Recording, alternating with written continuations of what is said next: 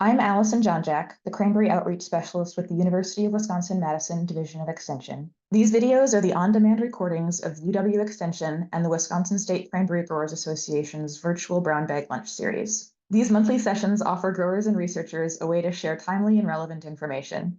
We hope you'll enjoy and continue to engage with us. Hi, I'm Tom Lochner, the Executive Director of the Wisconsin State Cranberry Growers Association. We're excited to be a partner with Extension to bring you research-backed resources, tools, and tips to keep Wisconsin marshes productive and profitable. So welcome everyone to our last brown bag session of the 2021 cranberry year, and hope that everyone had a wonderful Thanksgiving, a productive hunting season, and is looking forward to a nice Christmas. And thank everybody for coming together for the opportunity to learn a little bit about what else is going on throughout the nation and throughout Canada as well in the cranberry world, keeping you posted on up and coming research and a few tactical things you can use on your farms. As far as housekeeping, always remember you can unmute and ask questions. You can also ask questions in the chat. If you want to ask a question anonymously, in the little drop down where it says to, ask the question just to me, and I will ask it anonymously on your behalf. We also have the ability to have closed captions, and I believe those are supposed to be default, but if you don't see them in your ... more, click on live transcript and those will appear for you. Hopefully they're appearing automatically, but in case they don't give up. So after all of that, I'm Allison Jonjak with University of Wisconsin-Madison Division of Extension, and Extension is bringing these brown bag sessions to you together with the Wisconsin Cranberry Growers Association. So I'm going to give Tom a minute to say good morning and give everyone an update. I'll say good afternoon and welcome as we continue our series of programs, and kudos to Allison for putting these together. She does a great job with that. So thanks for doing that for us over the course of the past year. We've got, and I want to welcome our speakers for today. This is one of the sessions that we try to expand beyond the borders of Wisconsin to learn what's going on in the other growing regions and learn from other people who are doing interesting and important research. So I want to welcome them and thank them for joining us today. Allison did mention that Cranberry School registration is open. So if you want to go online and sign up for that, we'd encourage you to do that. We're looking forward to a great program down at Wisconsin Dells for 2 days in January.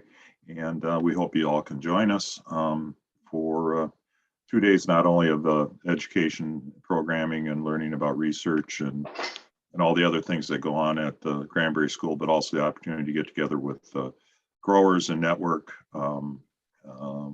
Since we haven't been able to do that as much as we would like to, we're looking forward to that, seeing everybody there as well.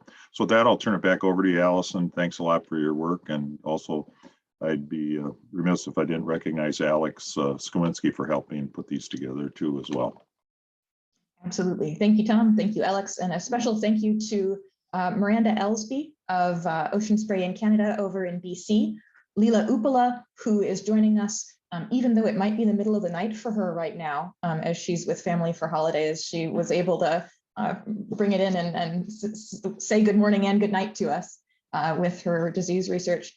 And then Simon Bonin, who is in Quebec and also was able to join us on rather short notice. So Miranda's going to give us some updates on tipworm and using Movento successfully. And I know some people have had mixed results, so Miranda's going to be able to share with us the way to make it work. Leela Upala is going to give us some recaps of her plant pathology research, and Simon will be able to give us some updates about his irrigation work. So, and a huge thank you to Simone as well. Originally, Casey Kennedy had been going to give us a water quality discussion, but he had some urgent matters to attend to, and so Simone was willing to step up on short notice in order to provide us with some irrigation information. We're going to have more discussions in the future with Simone as well, but really grateful to him for stepping up and coming up with some information to share with you right away. It's a pleasure. I'll try to do my best with the time I got to be prepared. And I'm not necessarily coming here to show you some studies we are doing, but mostly a wrap up of how we do things up here in Quebec.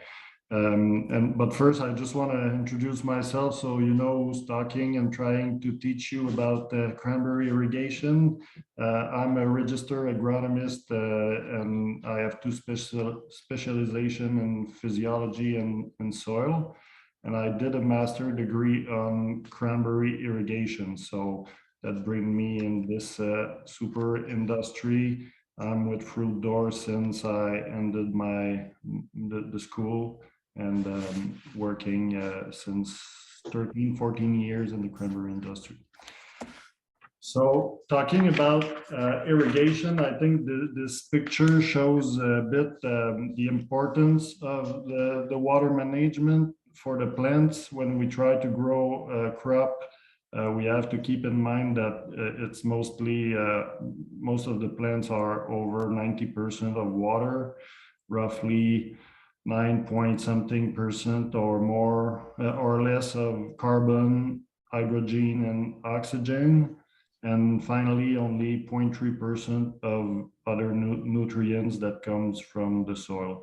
The picture aside shows that if one element is missing, even if the others are at the right level, you cannot have yield higher than your lowest element. On the picture, water is okay, but I feel it's not often the case.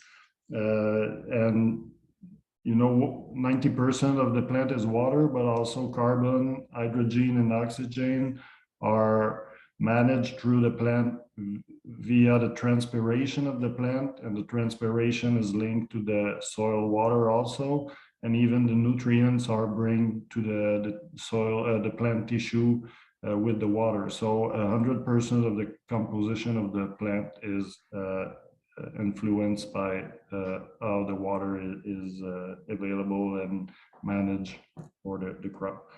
And I'd also like to say that in Quebec, I feel the nutrition, the fertilization is quite managed well, pretty even between the farms going, if I talk about nitrogen, from 38 units to 46 units. So everyone does a bit the same with some common advisors that will bring the same recipe to everyone.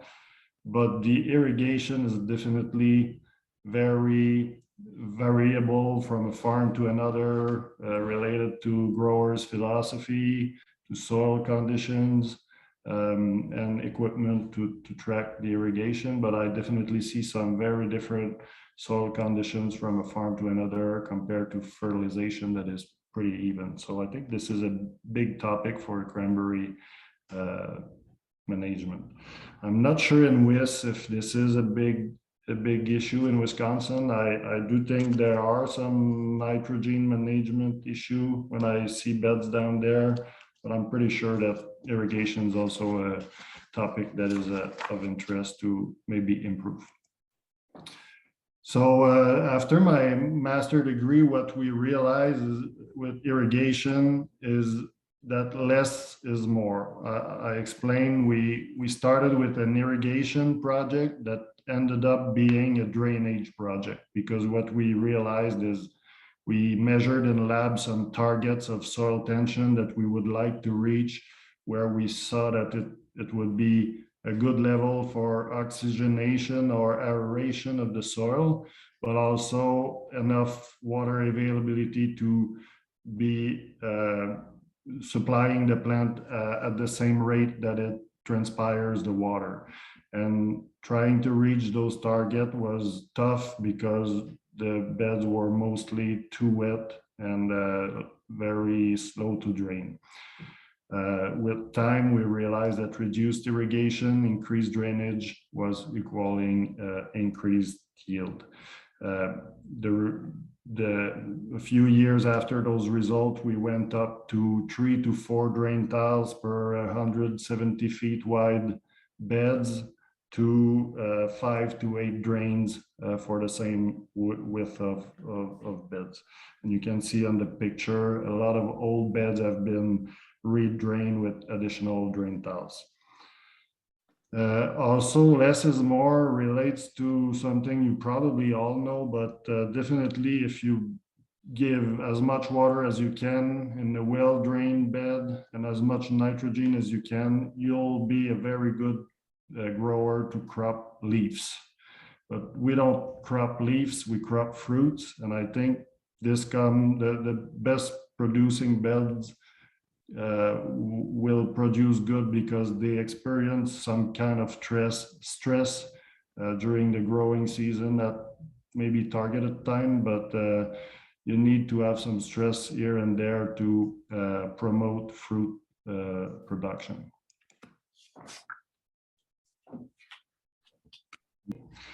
So just so you know what I'm talking about, for sure the parameters here may be different of what should be done in Wisconsin or Massachusetts. The bed design is certainly a bit different. What we have to work with is normally a layer of sand that would be around 32 inches, or I would say minimum 32 inches, because we target to have drains ending at this depth in the water control structure here. So you can see how deep it is. So the drains are pretty down, and it's normally ending around 32 inches. You need to have sand on all this layer. If not, it's like if you were burying your drain, and it won't really work. The drains are now 20 to 35 feet apart from each other. We have a small slope starting normally in the middle of the bed at 22 inch, 20 inch, and goes in each direction. So we start the highest point of the drain in the middle, and we direct the drain to both end of the beds with a small slope. This depth of drain allows to drain very fast, and it can also quickly become too dry. Sometimes we need also to work with the water table to bring some water in the drain when it's really dry, so it doesn't become too dry. Having drains at 32 inches, I'm gonna be a bit technical here, and maybe go ahead of my schedule. I want to talk about tensiometer, but tensiometers reading in kPa is really related to the water table depth. So every 10 centimeter below, so 4 inches below the probe, is 1 kPa reading. So having drains at 32 inches allows us to reach pretty rapidly a soil tension of 8 kPa. Which tool to use? In Quebec, it's 100% adoption of tensiometer. My growers, they all have tensiometer. The average is somewhere between 1 tensiometer every 10 to 15 acres. They all are with Horto. It is a Quebec company, but I think they've been involved in the cranberry industry the first, so they kind of are on top of things for that. But some growers are benchmarking actually some other product. I did just launch the poll to let people answer whether they are using an irrigation management tool, and if so, which one. So we've got about 65% are using a tensiometer. Next most popular is the weather station or the finger or the water content probe methods. I'll just go ahead and share our results here. We've got many of our growers have responded. So you can see most common is tensiometer, next most is fingers, next is water content, and probes and weather stations are about tied. Only one person is not, and only one person is using the evapotranspiration calculation. I see the total is more than 100%, so some use different tools. Yeah, I did make it possible for people to choose multiple, so yes. That's okay. Great. So the one comment I often have with the ortho system, but maybe some other have the same issue. It is quite expensive. It's maybe $1,500 per probe per year.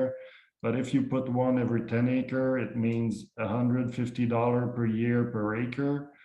At $30 per barrel, you need a 5 barrel per acre increase to pay it. So to my knowledge, if you have issues with irrigation and you're losing yield because of bad management, you'll definitely be able to increase your yield by a minimum of 25 barrel per acre. So that would mean $600 per acre more income, 60,000 for a farm of 100 acres. So I think it's a no-brainer to adopt these tools, and this is probably an example with the most expensive system.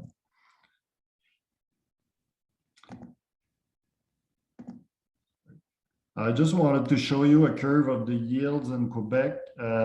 The results of this first studies around cranberry irrigation came in 2008, and it took a few years for growers to adopt it widely, but I would guess around 2010 it started to be on most of the farms, and we see a pretty good trend where we have years go up and down, but our big years are coming every 2 years. Have been the best we ever seen before the adoption of these tools. If using another tool than the tensiometer or another company of tensiometer, which are often looking like this, I would advise you to double check with your supplier if they are doing a correction or a calibration related to the water column in the tensiometer. This water column will create a false tension that is proportional to the height of the column. So every 4 inches of water in the column will add 1 kPa to your reading. So if you have a 8 inches tensiometer, you'll always read a reading that is 2 kPa higher than it is really in your soil. So keep that in mind, because if you don't have a calibrated tool, the guidelines, which are 4 to 7 kPa in most situations, won't be, I wouldn't recommend to follow exactly this if it's not calibrated. The other tools like soil water probe, I think you should avoid that, because normally they're very dependent of soil type. The water content is depending of soil type. Like in peat, if you're at 40% water, you're starting to be dry. In sand, you're saturated. So you have to be able to interpret the data according to your soil. And it's often dependent of electrical conductivity. So when you'll put fertilizer, the readings will be different than if it's been a long time you've put something in the bed. And it normally takes calibration from every different type of soil. So if you're in fine sand, coarse sand on another bed, the readings should have to be adapted. So, and the other thing interesting with tensiometer compared to the readings of percentage of water is that for a small variation of water content that could be tough to see the difference on your readings, you have a pretty large variation of tensiometer. And this is when it starts to be dry. When you have only 40% of water in your soil, the reading of water content will move very slowly, but your tension will start to move very fast. So you will be able to see the moment when it is critical that you are near to lack water. The tensiometer will jump right away very high, and this shows you the spot where not to go, better than would do the soil water content probe. I am going to interject here for those who have another thing to start right at 1. We are just a minute till 1 o'clock. I'm going to let Simon continue with the rest of his presentation. And then after that, I will still have all the questions that we promised we'd get to. I'll read out the questions in the chat and other ones can be done. But if you'd have to go, I apologize, and reach out to me for the recording later. But Simon, if you want to continue. Sorry if I take too much time. I could talk about that for 5 hours. So. And we would probably love that. I think we will have some follow-ups based on what we've heard today. This curve is just to show you what happens when the soil starts to be dry. It goes quickly up compared to when you're in the right zone. So you can definitely spot pretty easily where is the zone not to go far. And I would say it is right here. So around 8, the probe starts to go high very fast. Keep in mind that it is technology, so you need to understand the tool. You have maintenance to do on batteries, put some water in the probe every here and then. The soil contact has to be good and can be bad at some time. You have to remove the probe. Wires can be tricky. The ceramic can be cracked. It is fragile. It doesn't have a 10-year life expectation, maybe 5 years a maximum. You have to store it correctly, take care of it, and the result will be just as good as you take care of it and consider the data obtained in your management.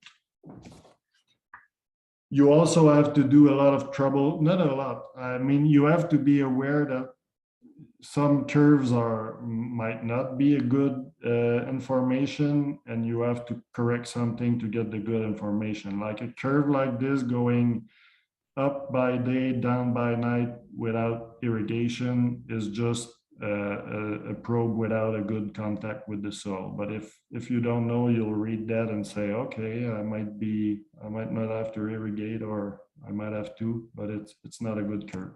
A good curve should look like this. By night, it's flat. In the morning, it goes up. By night, beginning of night, it can go down a bit because there is some water table resurgence after the plant stops to uptake water.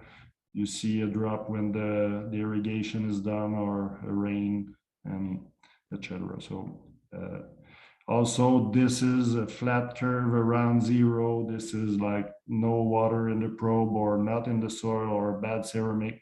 I have seen grower asking me, what's this curve? It doesn't make sense. And I went in the bed, and the probe was just aside of just on top, sitting there waiting to be installed. So I said, here's your problem. This is that kind of curve you would get. Where to install it? We now recommend installing it at 2.5 inch deep. This comes from result from Amaya Atucha saying that the root system is mostly on top, and we did some trial installing the probe higher, and we could see some more stressful condition on top than a bit deeper at 4 inches. So this is a new recommendation. I recommend not installing it in the wet spot. You don't really care. You can put one, but don't manage most of your beds according to that. And the same for the drier spot. Unless you are able to manage spatial variability and irrigate only at the drier spot, if you take these spots for the general management, you'll over irrigate 80% of the surface to correct maybe 10% that is too dry. So you'll lose yield on most of your farm. So you have to be able to allow a bit drier condition in some spots. Depending of the drainage pattern, you will put the probes like here. If we drain every side of the bed, normally the middle will be the wettest, the end will be the driest. So we try to put it in between the middle and the end, so we have an average situation. And same between the drain. You don't want it on top of the drain, you don't want it in the middle, just in between. This one is a bit tougher. Sometimes you don't really know where are your drains. It's true only after a rain, after 1 day or 2, it's pretty even between the drains. So if you have a lot of problematic spots, it's better to figure out how to correct those different spots than trying to address the irrigation for that. So maybe put ditch drains, do some water control to even the conditions, put valves on sprinklers, whichever. You are afraid of dryness. I think it's the case for much of the grower, and you are right. 1 hour to dry has way much negative impact than 1 hour to wet. And this is the situation that often brings the field to be too wet for much of the season, because we don't want to go too dry. We've all seen the impact of that. We don't really see the impact of being too wet because it's just a suffering plant that doesn't burn, but it does not produce as well for sure. So I would ask you, what do you prefer? Do you prefer a bed like this or a bed like this?